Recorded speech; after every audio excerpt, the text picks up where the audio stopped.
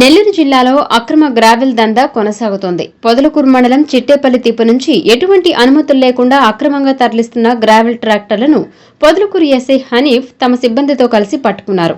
స్థానిక వీఆర్ఓ సమాచారం మేరకు సంఘటన స్థలానికి చేరుకుని గ్రావెల్ తరలించేందుకు ఎటువంటి అనుమతులు లేకపోవడంతో 5 ట్రాక్టర్లను ఒక జేసీబీ వాహనాన్ని సీజ్ చేసి పోలీస్ స్టేషన్కు తరలించారు. ఈ సందర్భంగా ఆయన మీడియాతో మాట్లాడుతూ అనుమతులు లేకుండా ప్రకృతి సంపదను దోచుకోవడం చట్టరీత్యా నేరమని, తమకు వీఆర్ఓ ఇచ్చిన సమాచారంతో దాడులు నిర్వహించామని, సీజ్ చేసిన వాహనాలను పోలీస్ స్టేషన్కు తరలించి దర్యాప్తు చేసి తగు చర్యలు తీసుకుంటామని తెలిపారు.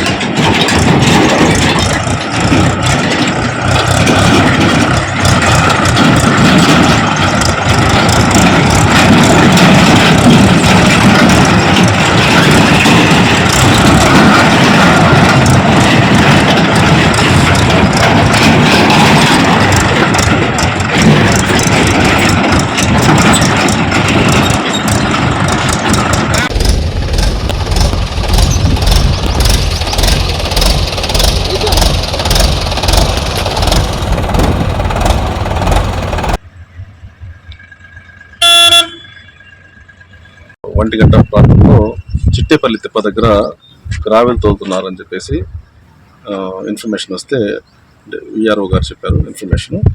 సో ఇక్కడ నుంచి చూస్తే విఆర్ఓ గారు నేను వెరిఫై చేసినప్పుడు 5 ట్రాక్టర్లు జేసీబీతో లోడ్ చేయడానికి ట్రై చేస్తూ ఉన్నాయి. లోడ్ అయితే చేయలేదు, జస్ట్ లోడ్ చేసేటప్పుడు ఆపడం జరిగింది. వీళ్ళని అడిగినప్పుడు ఎట్లాంటి పర్మిషన్ లేదని చెప్పేసి చెప్పడం జరిగింది. వాళ్ళ దగ్గర ఎట్లాంటి పర్మిషన్ కాగితం కూడా చూపించలేదు.